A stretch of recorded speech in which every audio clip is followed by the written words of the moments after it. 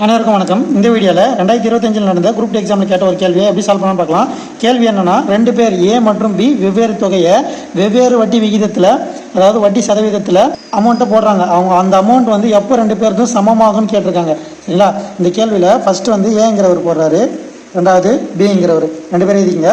First வந்து ஒரு ஆப்ஷனாக செக் பண்ணிங்க. நீங்கள் செக் பண்ணும்போது என்ன பண்ணணும்னா, சென்டர் ஆப்ஷன் எடுத்துக்கணும். 12ன்றது சின்னது, 18ன்றது பெருசு. ஏன்னா அது ரெண்டு நடுவில் இருக்கிறது எதுனா எடுத்துக்கலாம்.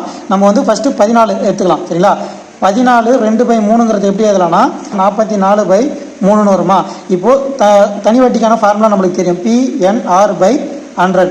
இப்போது இதில் பார்த்தீங்கன்னா பிரின்சிபல் வந்து 16,000 இன்ட்டு நம்பர் ஆஃப் இயர்ஸ் வந்து இந்த 44/3.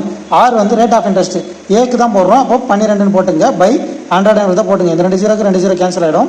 இந்த 3 வந்து இங்கே 4 முறை போகும். போச்சுன்னா 2816 இது பெருகுனீங்கன்னா. அதே போல் இதுக்கு பாருங்கள், PNR/100னா பிரின்சிபல் வந்து 12,000 இன்ட்டு நம்பர் ஆஃப் இயர்ஸ் வந்து 44/3. ஆர் வந்து 18% பை 100ங்களா, பை 100 போட்டிங்கன்னா இது 2 0க்கு 2 0 கேன்சல் பண்ணிட்டீங்கன்னா இது 6 முறை போகும். இதை பெருகுனீங்கன்னா உங்களுக்கு 31,680 வரும். இங்கே வந்து ஒரு 0 விட்டுட்ருக்கோம். இது போட்டிங்கன்னா இது 0 வரும். சரிங்களா? மொத்த தொகை எப்போ சமமாக இருக்குன்னு கேட்டிருக்காங்க. அப்போது முன்னாடி இருந்த பிரின்சிபல் அமௌண்ட்டு சேர்த்துங்க. 061, இது 14, மிச்சம் 1, 44,160. இதில் பாருங்கள் 12,000. சரிங்களா? 0 8 6 3 4. இது பாருங்கள் கிட்டத்தட்ட சமமாக வருது. எடுத்த ஆப்ஷன். சரிங்களா?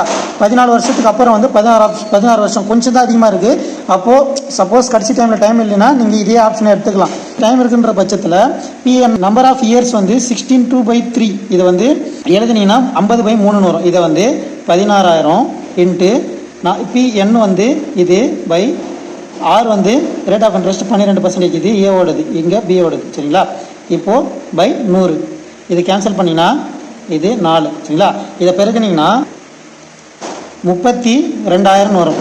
ஆல்ரெடி வந்து ஆரம்ப தொகை ஒரு 16,000 கூட்டினீங்கன்னா 0 0 0 இது 8 4 48,000 வருது. இதையும் 48,000 வருதான்னு பார்த்துங்க. 12,000 இன்ட்டு 50/3 இன்ட்டு 18% பை 100. இதை அடிச்சிங்கன்னா 2 0க்கு 2 0, இது 6 முறை போகும்.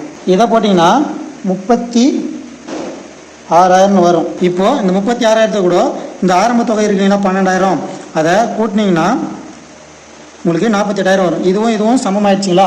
அப்போது இந்த கேள்விக்கான விடை ஆப்ஷன் சியில் இருக்கு இல்லைங்களா, 16 2/3 ஆண்டுகள்ன்றது. இதுதான் வந்து இந்த கேள்விக்கான விடை. மீண்டும் அடுத்த வீடியோவில் சந்திப்போம். இப்படி கனகாஞ்சிவா. நன்றி, வணக்கம்.